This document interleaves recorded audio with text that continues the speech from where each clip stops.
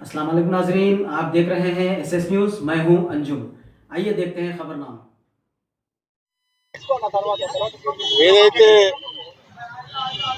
కుక్కట్పల్లిలో sign lake అపార్ట్మెంట్లో నిన్న జరిగినటువంటి సంఘటన చాలా బాధాకర విషయం.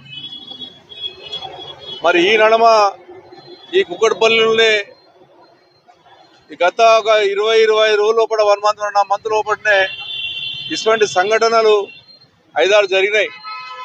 మొన్ననే పక్కగా దీనికి ఆనుకొని 300 మీటర్ల దగ్గర ఉన్నటువంటి ఏసీపీ ఆఫీస్ పక్కకు ఉన్నటువంటి చిన్న పిల్లని కూడా ఏ రకంగా చంపేసేసారు అన్నటువంటిది మనం చూసాం.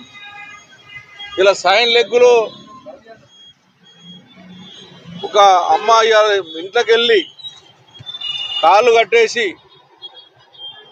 చంపి మళ్ళా స్నానాలు చేసి వాళ్ళు నిన్న 4-5 మధ్యలో వాళ్ళు రావడం 2 గంటలకు లిఫ్ట్ ఎక్కి 9th ఫ్లోర్ రావడం అన్నటువంటిది వాళ్ళు చూపెట్టారు. ఇప్పుడు అంటే 2 నుంచి 5 మధ్య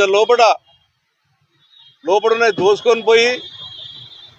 దోసుకోపోయింది కాకుండా వాళ్ళ కాళ్ళు కట్టేసి నవీన్ అగ్రవాల్ అంట లేడీని చంపేసి ఘోరంగా చంపేసి మళ్ళా సేమ్ 5 గంటలకు మళ్ళీ పరారైపోయి జార్ఖండ్కి వెళ్ళిపోయినట్టుగా చెప్తా ఉన్నారు పోలీసు వాళ్ళు.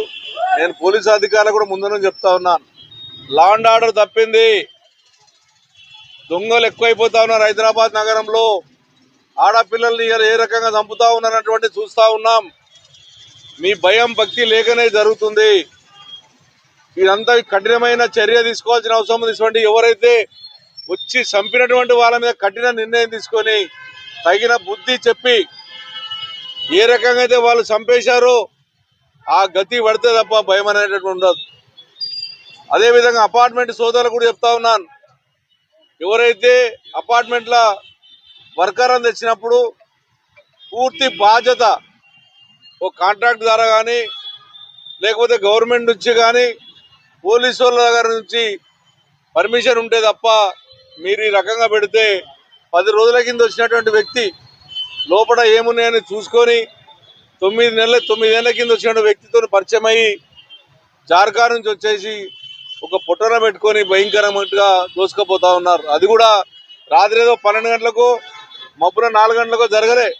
మొన్న జరిగినటువంటి పక్కకు ఉన్నటువంటి అమ్మాయే కానీ ఇయ్యాల జరిగిన సంఘటనే కానీ కుక్కట్పల్లి కేపీబీ కాలన భార్య భర్తలను కట్టేసి డబ్బులు ఎత్తుకపోయిందే కానీ మొన్న షేర్లింగంపల్లిలో మియాపూర్లో జరిగినటువంటి జాబిడి కానీ అన్ని మధ్యాహ్నం పూటనే జరిగాయి.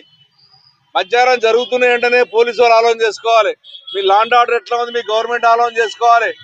రేవంత్ రెడ్డి ముఖ్యమంత్రి ఆలోచన చేసుకోవాలి. హైదరాబాద్ నగరం ప్రశాంతత ఉండాలి. ఇటువంటి జరిగితే ఫ్యూచర్లో హైదరాబాద్ భయపడుతుంది. హైదరాబాద్ రావాలనే భయపడతారు ఇతర రాష్ట్ర పౌరులు. హైదరాబాద్ బ్రాండ్ బ్రహ్మాండంగా పెంచాము మేము 10 ఏళ్లలో. తెలంగాణ రాష్ట్రం వచ్చిన తర్వాత మీరు వచ్చిన తర్వాత హైదరాబాద్ రకంగా ఏ రకంగా జరుగుతుందో ఒకసారి ఆలోచన చేసుకోండి. వాళ్ళని పట్టుకొని అమ్మాయికి ఏ రకంగా ఇబ్బంది పెట్టి కాలు చేతులు కట్టేసి వాళ్ళని ఏ రకంగా ఇబ్బంది పెట్టారో అంతకన్నా ఘోరంగా పనిష్మెంట్ ఇవ్వాలని చెప్పి నేను దయచేసి ఇది పోలీస్ అధికారం కోరుతా ఉన్నాను. అయిపోయింది కదా, మొన్న అయిపోయింది ఇది అయిపోయింది అనుకోకుండా కఠిన నిర్ణయం తీసుకోమని చెప్పి హోమ్ మినిస్టర్ మీరే ఉన్నారు, ముఖ్యమంత్రి గారు. హైదరాబాద్ నగరాన్ని కాపాడే బాధ్యత ఉంది. ఇప్పటికే ఎన్ని ఘోరాలు జరుగుతూ ఉన్నాయి ఈ 18 నెలల్లో. ఇది ఇప్పటికైనా జరగకుండా చూడమని చెప్పి నేను తెలియజేస్తా ఉన్నాను.